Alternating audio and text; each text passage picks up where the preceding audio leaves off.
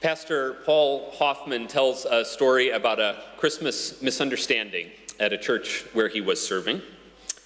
This congregation had an active quilting group. I don't know if you've been in churches that have one of these, but where I come from, they tend to be made up mostly of older women who get together to talk and laugh and work on quilts, which are usually to be donated. For years, Lutheran World Relief was a primary recipient of quilts made by groups like this one. Maybe they still are. So this church group would quietly quilt away and send their finished work to LWR, which would then see that the quilts were sent throughout the world to places where they could be used: hospitals, shelters, sites of natural disasters. Well, Christmas was coming, and the quilters were in high gear, working on a few last projects for the end of the year. Things were going well, and they were even pleased to find a couple extra bags of fabric somebody had left at the church, some old robes and strips of cloth that they were able to patch right into the quilts they were working on. They finished their work and sent the finished products off to Lutheran World Relief to be distributed. All was well until the director of the Christmas pageant went looking for the couple bags of costumes she had set out a few weeks ago, which were nowhere to be found, because the bathrobes for the shepherds and the gowns for the wise men had been cut up into little squares and sewn into quilts, which were now God only knows where. It was an accident, of course, but not an entirely bad one. There's actually something right about the Christmas pageant costumes turned into warmth for people in need, isn't there? There's something right about Joseph's cloak being wrapped around a child whose home has just been destroyed by a tsunami. I like that story, and I thought of it this year because I feel like that's the sort of Christmas that we need right now. With all the uncertainty and fear out there, I think we need something more than just a sweet story that stays in the church. We need a story that is real, that can actually wrap itself around the world, and particularly around those who are suffering today. The first chapter from the Gospel of John might seem like kind of a strange place to look for that sort of a story. Gone are all the earthy characters from the familiar Christmas account. No nervous young couple traveling dark roads to a strange town. No shepherds with manure on their sandals tromping over fields wet with dew. No newborn baby trying out his lungs in the rough straw of a cow's feed box. Instead, John gives us the Word, that slippery, ephemeral thing that has had theology students debating with one another for centuries. All things came into being through him, and without him, not one thing came into being. John definitely approaches the Christmas story in a way very different from Luke. There's no doubt about that. It can seem like John's version kind of takes place up in the clouds, or like it really belongs in a philosophy classroom. It can seem like an unlikely place to find a Christmas message with much to say to the flesh and blood people and concerns that we know around us.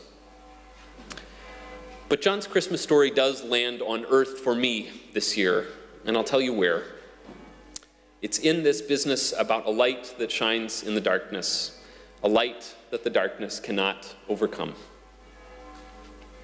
Here in the Northern Hemisphere, we have just passed the longest night of the year. I understand this December 21 was actually the longest, darkest night in centuries. And you probably know that for millennia, people have been holding festivals of the light at this time of year. Various cultures have built huge bonfires, flames licking up into the sky with the intention of tempting the sun to come back, to not sort of drift off and abandon the world for good. For Christians, that primal longing for the light isn't about bonfires and a sun that we're afraid is going to take off. Instead, we speak about Christ as the light. This is part of the magic and the mystery of John's Christmas story, I think. While that familiar version from Luke tells the story with the camera lens zoomed right in on that family and what was around them, John tells the story with the camera lens zoomed out as far as it will go, with the whole cosmos in mind, with this long view of time, where there's that bright light burning from a tiny town in Bethlehem 2,000 years ago.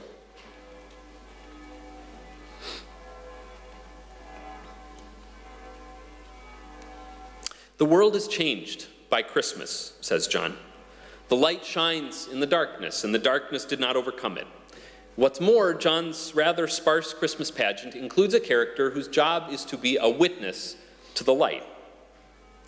And I have been thinking about that phrase this Christmas.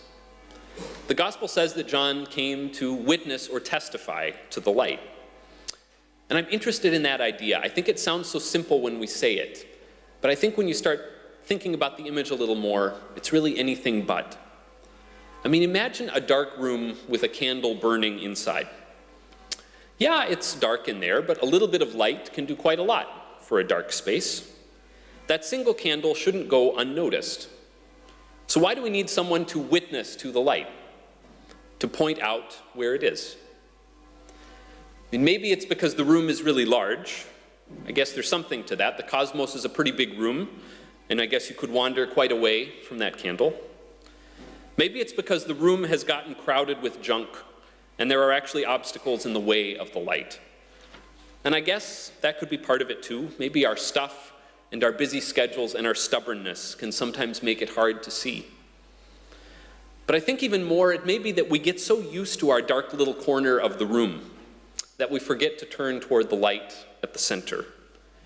We get used to life in our own familiar, dimly lit spot with our routines and our opinions and our prejudices and our own disappointments, and we just sort of go about our business. Your eyes can adjust to the darkness after a while, and you find you can manage pretty well. You find you can get by without much light. But there is more to life than this, says John's Christmas story. There's more to life than eking out existence in a gloomy corner. There is a light from the manger that shines in the darkness, and we are meant to live in that light. I went for a run this past week on one of these mornings when the darkness was taking its own sweet time to lift. It was like running in the night when I left the house. And I know this route pretty well. It's my usual way of running, and I'm used to running it in the dark.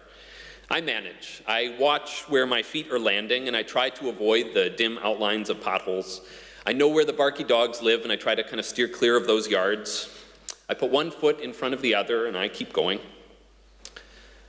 During my run this week, the sun began to rise, slowly, imperceptibly.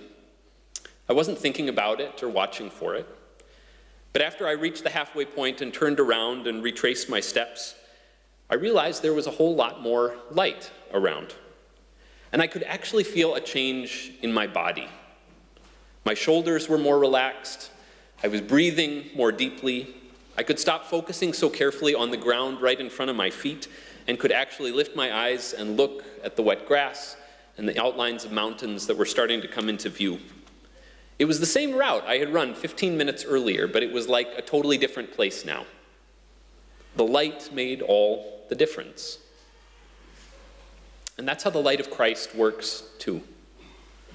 In the light of the news that the Word became flesh and lived among us, in the light of Christ's presence, we can see the world around us differently, and we can inhabit the world around us differently, with openness and with gratitude and with generosity and with wonder. We have John the Baptist to testify to the light, and more than that, we have each other. Because I think that's really all of our role in John's Christmas story. We are all witnesses to the light. Let me say what I do not mean by that. I don't mean Christians should pretend there's no darkness out there and should just kind of walk around as though the world is all sunshine and poinsettias. It's definitely not the picture John's gospel paints, and you don't need me to remind you that that's not the world we live in this Christmas. Instead, to be a witness to the light means, first of all, to recall where you have seen it. To recall those times when the gift of Christ's presence in the world actually helped you to see your way.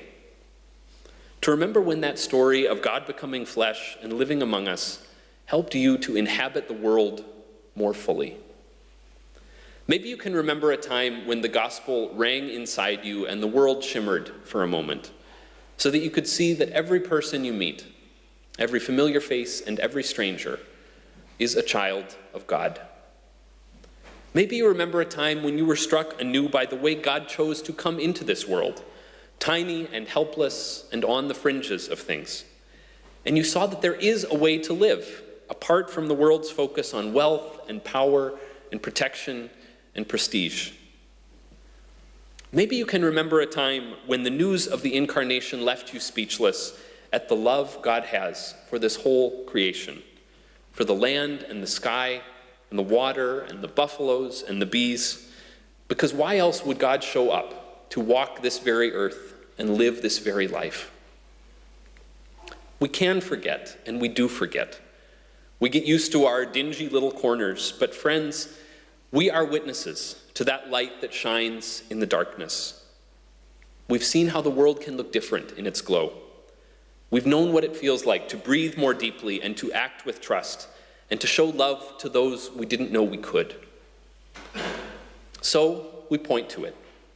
We remind one another, and we remind those we meet of the full and free and bright lives we were made for. We go out as witnesses to the light. That is a Christmas story that I need this year. It's a story that goes far beyond these walls. It's a story for us to take with us, and it's a story to wrap around the world. Amen.